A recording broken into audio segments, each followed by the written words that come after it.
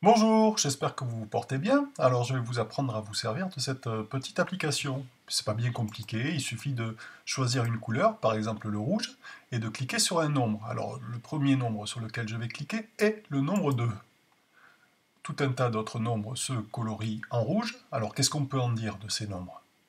Ben, ce sont tous les multiples de 2. 2, 4, 6, 8, etc. Alors je vais accélérer un petit peu le mouvement parce que ça prend du temps. Et choisir une autre couleur.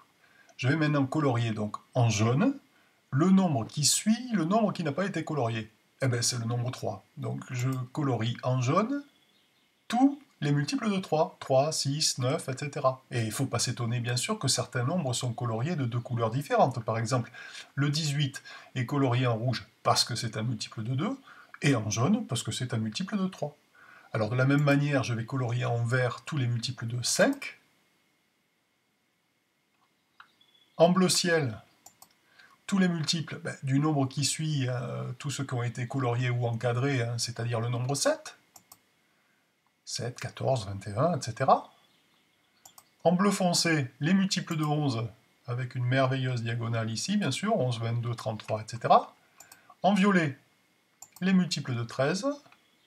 Orange, les multiples de 17. Les multiples de 19. D'une autre couleur encore, les multiples de 23. Ensuite, les multiples de 29. Alors comme j'ai plus de couleur, je reprends le rouge et je vais colorier le multiple de 31. Bon, à partir de maintenant, il n'y en a pas beaucoup. Par exemple, des multiples de 31, puisque ça s'arrête à 100, vous avez 31, vous avez 62, vous avez 93, et puis c'est tout. Voilà. Ensuite, 37, 41, 43, 47, 53, 59, 61, 67, 71, 73, 79, 83, 89 et 97. Voilà.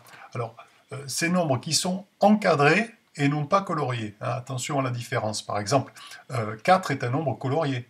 5 est un nombre encadré. Alors, ces nombres encadrés, qu'est-ce qu'on peut en dire? S'ils n'ont pas été coloriés, c'est qu'ils ne sont pas multiples des nombres qui les précèdent. Par exemple, 7 n'a pas été colorié en rouge parce qu'il n'est pas multiple de 2. Il n'a pas été colorié en jaune parce qu'il n'est pas multiple de 3. Ni en vert parce qu'il n'est pas multiple de 5. Donc, tous ces nombres encadrés, qu'est-ce qu'on peut en dire? Ils ne sont pas divisibles par tous les nombres qui le précèdent. Ou plus exactement, ils ne sont divisibles que par 1 et par eux-mêmes.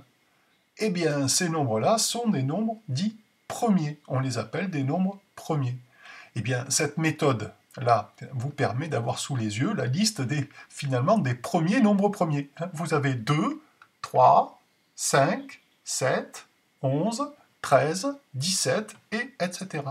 Alors c'est une méthode qui porte un nom, une méthode très ancienne, qui s'appelle le crible d'Ératosthène.